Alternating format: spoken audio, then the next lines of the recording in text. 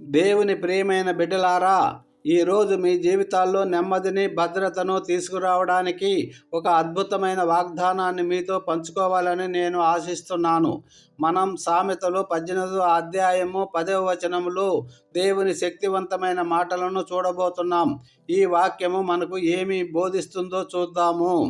సామెతలు 18:10 ఇలా సెలవిస్తుంది: యెహోవా నామము బలమైన దుర్గము, నీతిమంతుడు అందులోనికి పరిగెత్తి సురక్షితముగా ఉండును. ఎంత అద్భుతమైన మాటలు కదూ!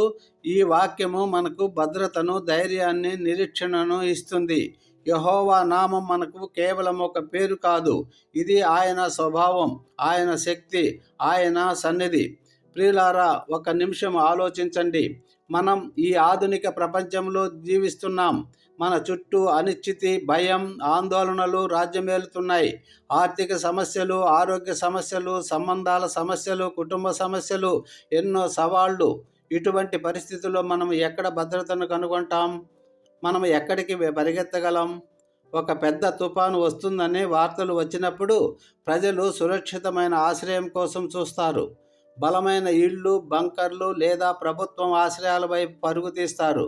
ఎందుకంటే వారికి తెలుసు, ఆ బలమైన గోడలు వారికి రక్షణను ఇస్తాయి అని. అదేవిధంగా మన జీవిత తుఫానుల్లో యెహోవా నామమే మనకు బలమైన దుర్గం. ఆయన పేరులో మనకు భద్రతను ఉంది. మనమే భద్రతను పొందుకుంటాం. బైబిలులో మనము దావీదు జీవితాన్ని చూసినప్పుడు ఈ సత్యాన్ని స్పష్టంగా అర్థం చేసుకోవచ్చు. దావీదు గొలియాతును ఎదుర్కొన్నప్పుడు అతడు తన చేతిలో ఎలాంటి బలమైన ఆయుధాలను తీసుకోలేదు. అతడు కేవలం 3 నున్నటి రాళ్లతో తన దేవుని నామం విశ్వాసంతో వెళ్ళాడు.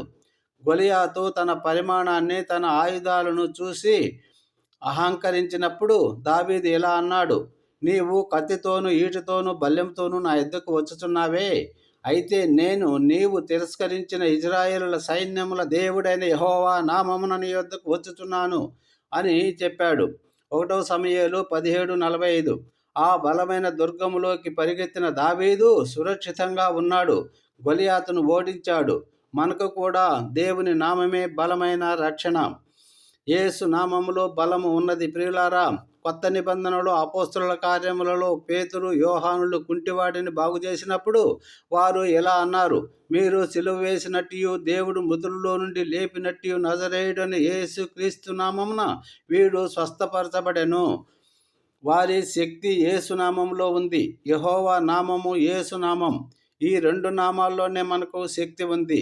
దుష్ట శక్తులపై అధికారం, రోగాల నుండి స్వస్థత, భయం నుండి విడుదల, ఇవన్నీ కూడా ఆయన నామంలోనే ఉన్నాయి. కాబట్టి ప్రియమైన స్నేహితులారా, ఈరోజు మీరు ఏ సవాలును ఎదుర్కొంటున్నా దేవుని నామంలోకి పరిగెత్తండి. మీరు బలహీనంగా ఉన్నప్పుడు యెహోవా నామము బలమైన దుర్గమని స్మరించుకోండి. మీరు భయపడుతున్నప్పుడు నీతిమంతుడు అందులోనికి పరిగెత్తి సురక్షితముగా ఉండును అని ప్రకటించండి. మీ పిల్లల కొరకు, మీ ఆర్థిక పరిస్థితి కొరకు, మీ ఆరోగ్యం కొరకు ప్రార్థిస్తున్నప్పుడు యెహోవా నామాన్ని పిలవండి. యేసయ్య నామాన్ని పిలవండి. ఆ నామంలోనే మనకు విజయం ఉంది. ముగింపు ప్రార్థన. ప్రియులారా, ఈరోజు యెహోవా నామములో మీకు పూర్తి భద్రత, రక్షణ ఉందని విశ్వసించండి. మీ జీవితంలో ఏ తుఫాను వచ్చినా ఆ బలమైన దుర్గములోనికి పరిగెత్తండి. దేవుడు మిమ్మల్ని దీవించునుగాక. ఇప్పుడు మనం చిన్న ప్రార్థన చేద్దాం. ప్రేమగల తండ్రి, నీ బలమైన నామాన్ని బట్టి మీకు స్తుతులు. నీ నామములోనే మాకు రక్షణ, భద్రత ఉంది. మా జీవితంలోని ప్రతి సవాలులో మేము నీ నామములోకి పరిగెత్తడానికి సహాయపడండి. మాకు ధైర్యాన్ని, విశ్వాసాన్ని ప్రసాదించండి. యేసుక్రీస్తు పరిశుద్ధ నామములో, మధుర నామములో ఈ ప్రార్థన అడిగి పొందుకుంటున్నాము పరమ తండ్రి.